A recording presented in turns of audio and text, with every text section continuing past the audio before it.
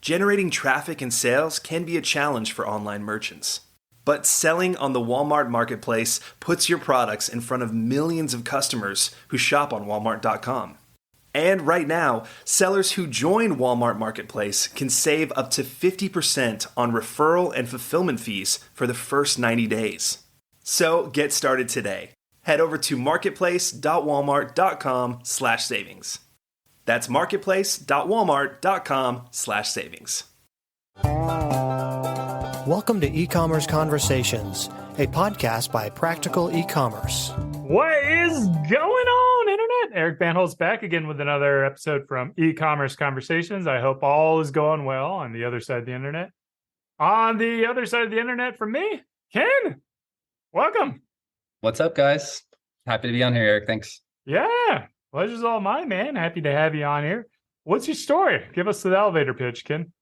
Awesome. I've been in the e-commerce space for nearly a decade now, and I started super bootstrap with some crappy drop shipping businesses, which evolved into a bootstrapped Amazon FBA business, which evolved into like a 7-figure business that I eventually sold about 4 years ago to a now famous company called Thrasio. And since then, I've started many more Amazon businesses. That's really my specialty. And what I love most is to explore the Amazon marketplace. Started multiple of those businesses. And for the last year and a half, I have been running things as VP of Amazon at The Ridge. And most recently, I've started an Amazon agency called Full Circle, where we focus on D2C brands and servicing them on Amazon. That's it in a nutshell. So regular listeners who caught my yearly update episode will remember that I said we're heading on to Amazon. We are working with Ken to try to grow our Amazon presence. And I am not a big fan of Amazon. I don't like the website. I don't like the way it looks. I don't like the email notifications. Like, we've already had this hit us, and I see the emails, and it just reminded me how much I hate Amazon. But it's like, we currently changed the price of our stuff to fit like a small and light or something like that.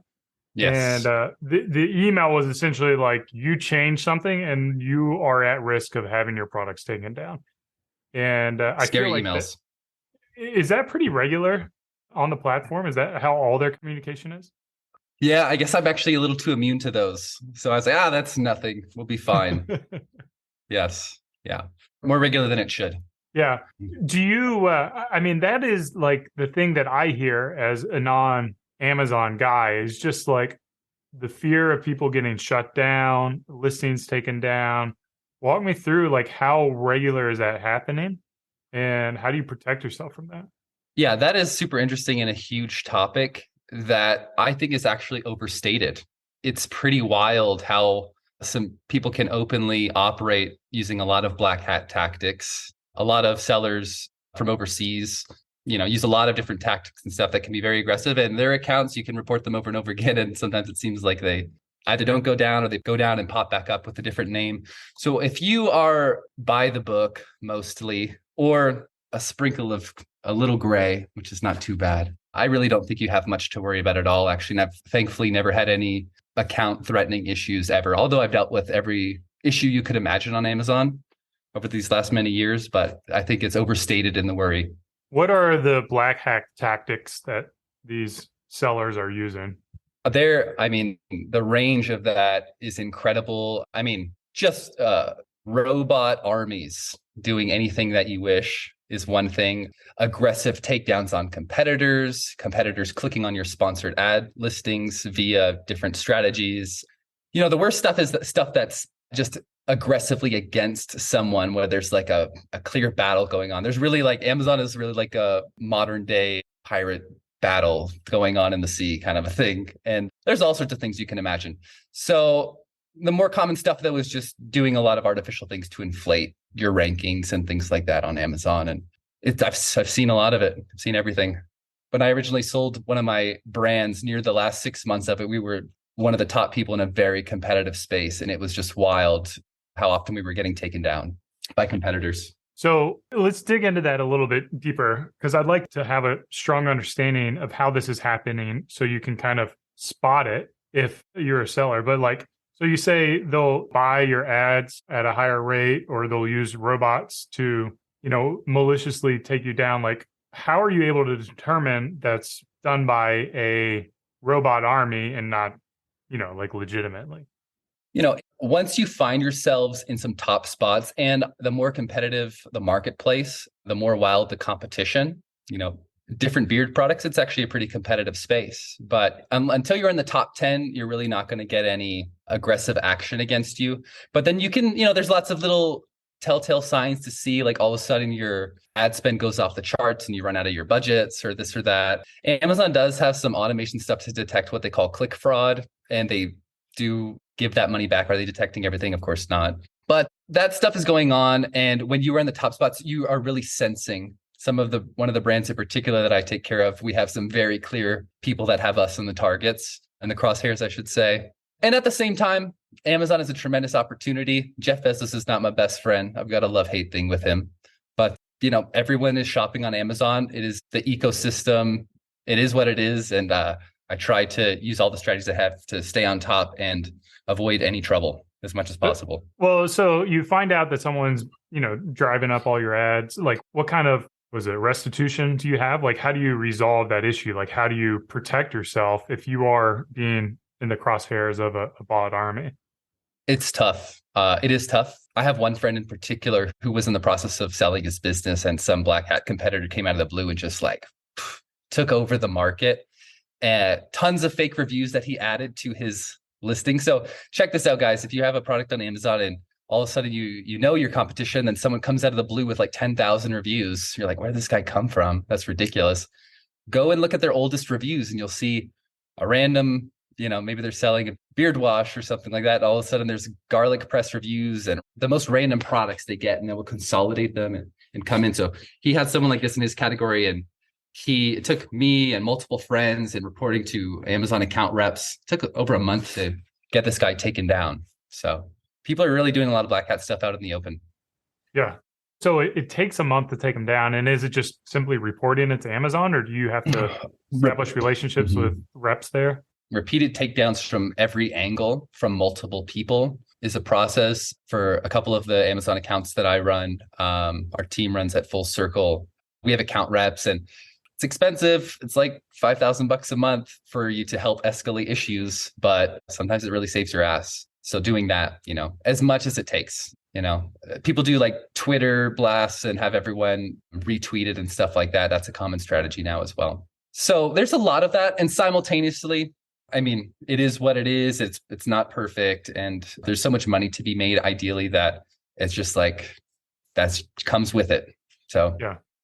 Are a lot of these black hat guys or guys and girls, are they actually making money? Like it seems like so risky that you could come in, spam all this stuff, break all the rules, and then get taken down in a month. Like they've got to be losing money, right? They're playing a wild game that I don't want to play and doesn't make sense to me, but it's very easy to get tons of Amazon accounts in China, particularly. So it's a matter of like one account goes down and switching it to another, that kind of game. So I love speaking to, D2C owners and stuff, because you guys are passionate. You love a brand. You're trying to create something real and meaningful. And it's a different kind of energy that these pirates are working with, right? It's not a long-term strategy, but they've got some crazy tricks. It's impressive and terrible at the same time. Yeah. It just seems like a lot of work when they could just do it the legit way and make just as much money, right? Yeah. So the interesting thing is like the brand I sold was simply a Me Too product, but I got in at a great time and learned so much and things like that. But the level of competition on Amazon today is insane, right? So there is a million, there's no, there's no small pond. There's sharks in pretty much every category you go into, So all these people, they don't know how to create original products and build up a brand. You guys have nearly 2 million subscribers on YouTube. That's incredible. What you guys have done for your brand. So these guys, there's just a bunch of Me Too products that they have, and it's just using these, these strategies that are not within the rules to use, essentially, and beyond, like super, maybe even illegal by the law to use, that they're trying to win the game with. It's not creativity as much as it is just some aggressive strategies. So if you're not a black hat person and you want to find success on Amazon, how do you do it? One, you have to absolutely obsess yourself with learning and surround yourself by amazing people that are doing the same thing. And I've been in like a 7-figure mastermind group for nearly 5 years now. So just like staying on the cutting edge of what is going on. You have to absolutely master every aspect of the game. Pay-per-click. Yeah, I mean, the amount of sponsored ad spots on Amazon is insane. It's like must be like 4x what it was when I sold my brand, right? So Amazon makes so much money from paid ads. It's a pay-to-play system. You have to master it. You have to get so granular in how you look at things. Every single product, you have to look so deeply at the keywords and see how your pay-per-click spend on a keyword level is performing. What's your ROAS on it? What's your spend? Using that as a lever to boost the keywords that are your most important. We call them your golden keywords. So getting crazy granular into the data, and Amazon's provided some amazing new tools in the last 6 months or so that allows us to do that. And not everyone knows how to interpret it, but it's really powerful. And then the last thing on that is like what I've really found is I love strategy. It's just I've played nearly 10,000 games of chess. I've done jiu-jitsu for about 15 years. And so I just love strategy and I'm very competitive and stuff. I'm not the best product person or branding person, but I have loved myself in the last year and a half teaming up with people that have made incredible products and have incredible brands that people really love. So the idea behind Full Circle is to really merge cutting edge strategy on Amazon with amazing products and brands. And I think that's how you really win. So it has to be the marriage of both or else it won't really work. Yeah. I mean, I feel like as a non-Amazon expert, I hear like A+ content. Is that worth its weight, or is it more like really just PPC and, like reviews and how to get reviews at a certain rate, or like what? In order to win, you have to do everything. You can't just do one thing. Like you have to have a good review rate. You have to have a good sales velocity on a keyword level for your most important keywords in order to rank higher. And then your listing has to convert very well. And A+ content is one of those things that great videos and everything like that. Premium A+ content, which is a newer thing that is accessible and free now. It used to be crazy expensive. Really helps your listing convert better. So to me, I mean, I'm just so like data oriented and I just see kind of ones and zeros and things like that when I think about Amazon. So it's all about what is your click-through rate, optimizing that via pricing, main images, titles a little bit as well. Titles are extremely important, but click-through rate, optimizing that, conversion rate, optimizing that. And then we research internally for every single keyword, what is the conversion rate for that keyword in terms of the market average, but then also the top 3. And then we're tracking like, hey, how are we doing that over time? When we make changes, say if we add, we're working on updating all of your listings simultaneously so we can monitor how the conversion rate will change over time, changing the main image so we can improve the click-through rate over time. So once we feel that our conversion rate and we see the data at least matches kind of the top 10 or so of the category or is superior, then we can push that harder via PPC. Simultaneously, you have to have proper review funnels built out that are tastefully done. We could talk more about that. Not everything is within Amazon's TOS, but there's, all sorts of things that could be tastefully done, especially for D2C owners. If you have a community that is loyal and loves your brand, hey guys, we're really trying to explore Amazon as another channel. We could really use your help in some ways. That can be leveraged in huge ways. So everything just has to be done at a very high level.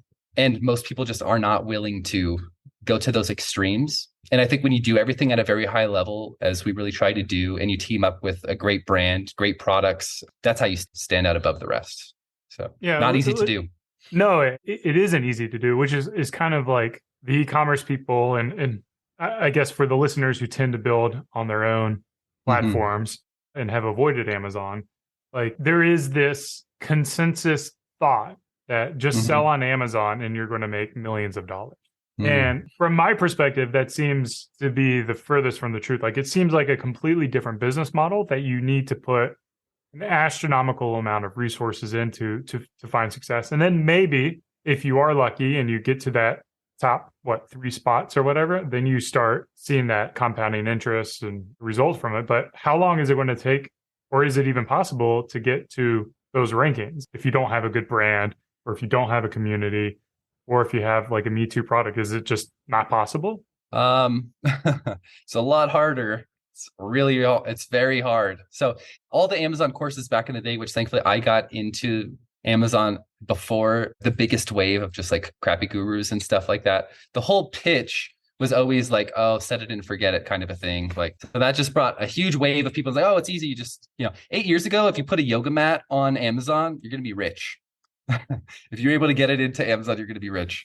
But it is so possible. And, there's so many D2C owners that are spending an incredible amount. And so I talked to a lot of D2C owners, and it's so interesting because you guys are like so intelligent in different ways than ourselves. And there is definitely a very negative sentiment around Amazon, which I get for sure. But it's like so many people are only going to buy things on Amazon. So say you're spending, who knows, $100,000 a week on Facebook ads and beyond. There are going to be so many people that are going to literally see your ad and then go to Amazon, click on your brand, or type in your brand name or your brand name plus your main keyword or this and that. And if you're not there, there will certainly be a cheaper, crappier alternative that will be at the top and someone else could be ranking for. Some people say, that you're just taking away money, cannibalizing your D2C sales and this and that. And I would say, that at least there's a lot of spillover to be had. So there's a lot of efforts amount of efforts people are making, YouTube channels, et cetera, tons of crazy amounts of paid ad spend. If you guys don't have a presence on, or if anyone doesn't have a presence on Amazon, I would think that you're not catching a lot of that spillover, which can be incredibly huge. I think you really can, operate, depending on the size of a business, 20% of your business could just be on Amazon if you guys are just, putting all of your energy in your branding and all your spend. Even if your spend is going, of course, it's going to your website. It's not going to be going to Amazon. I think you could still develop your Amazon to be 20% of whatever the D2C site is. And then you have a great opportunity to win the non-branded terms, which is huge, where people didn't know about Beard Brand, but there you are on the top half of page one for your main keyword. And I would just say there's a very interesting thing is so many people, and we're already seeing this in the data working with you, so many people are searching for Beard Brand plus main keyword, insert whatever the top 10 main keywords are.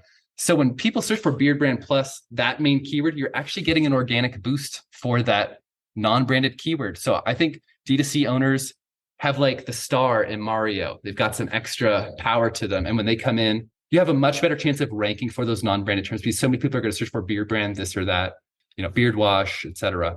So how long, entrepreneurs are historically impatient people. Mm-hmm. How long is it going to take for a brand to start seeing success and traction on Amazon to the point they're getting that 20% revenue?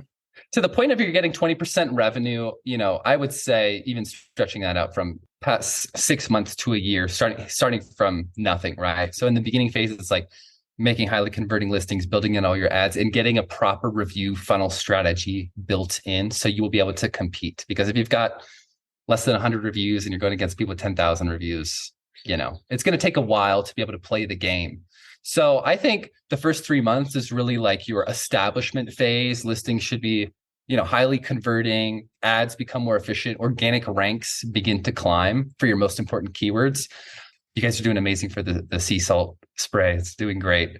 Ranking wise, even for non-branded stuff is awesome to see.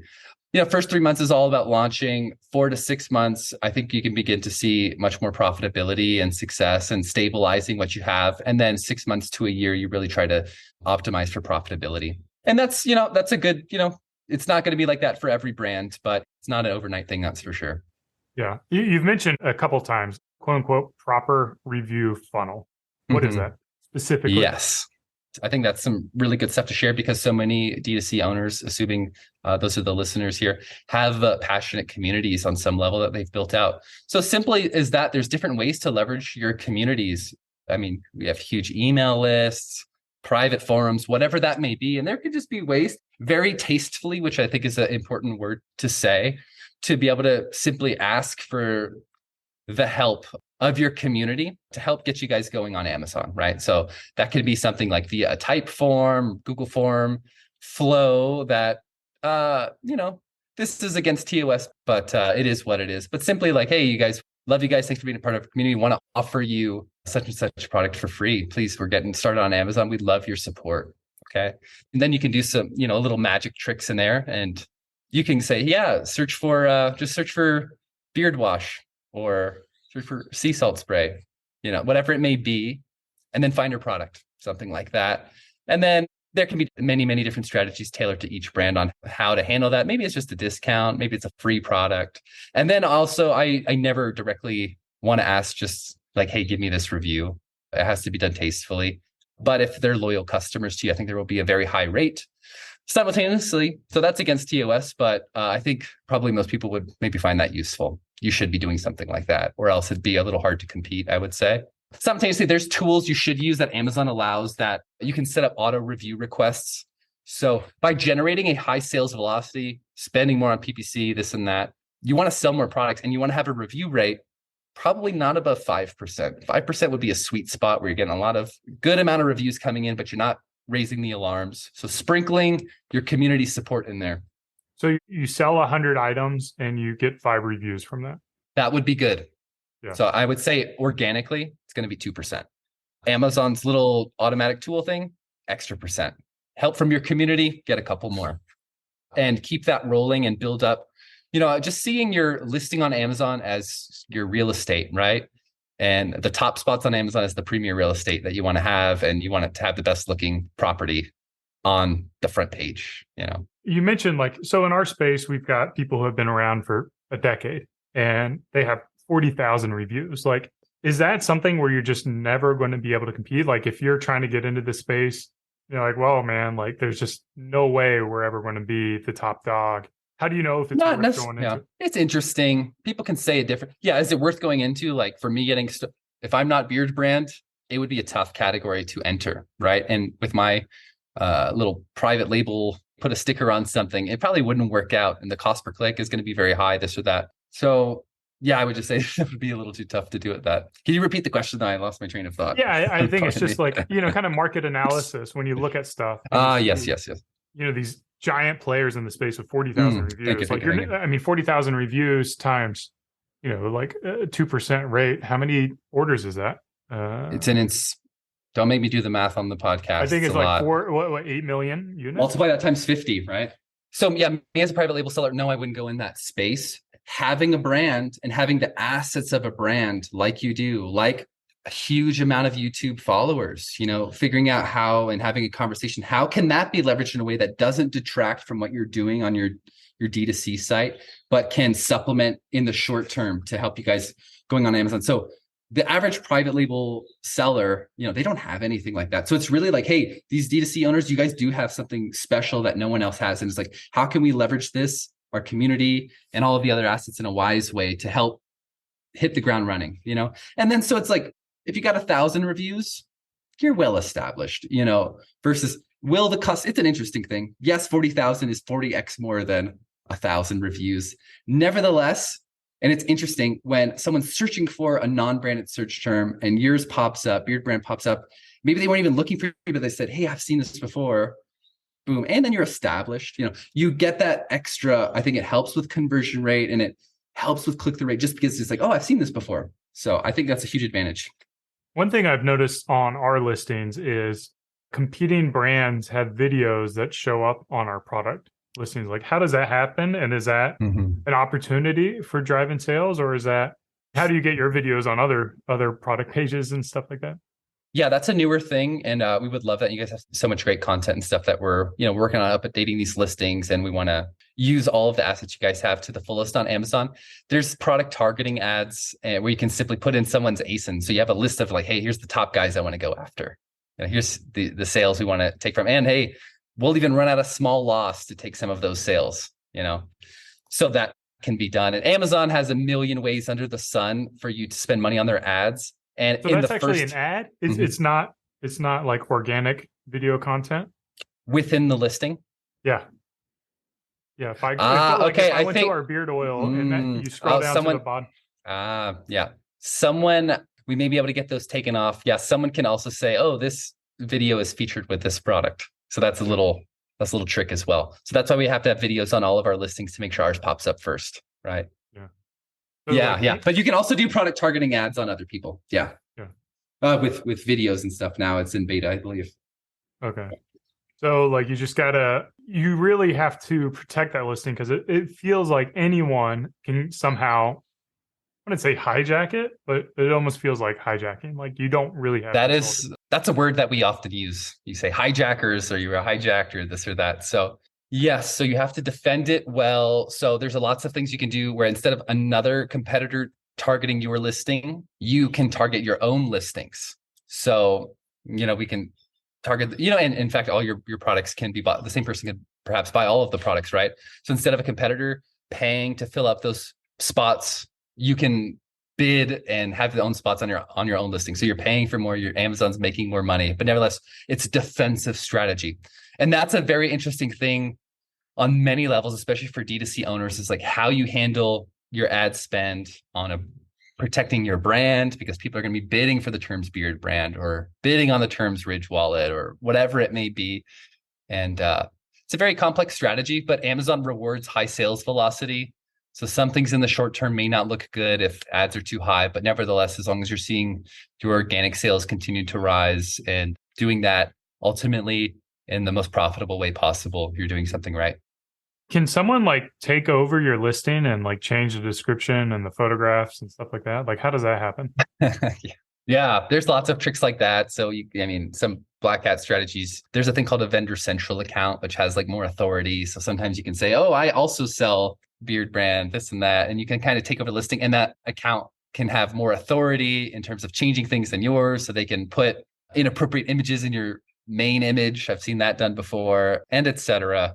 I've had all that stuff done to me, and eventually it gets resolved, but there's lots of stuff like that. What is a brand strategy that makes sense from a product offering? So I've got beardbrand.com. I've got a certain product offering. If I had unlimited resources and I was going to sell on Amazon, what would that strategy be? Would it be selling the same products? Would it be making Amazon specific products? Would it be selling the low price stuff, the high price stuff, selling the same stuff at a higher price to make up for Amazon fees? What is the best strategy for how you offer your products? Yeah, that's a great question. So many D2C owners, what the common thing to do, and it's not a bad thing at all. Obviously, you guys want to make an Amazon sale, have the customer love the product, and then go buy future things on your website. No doubt about it. That's what you guys want. And that's, a purchase on your website is much more valuable to you guys over time.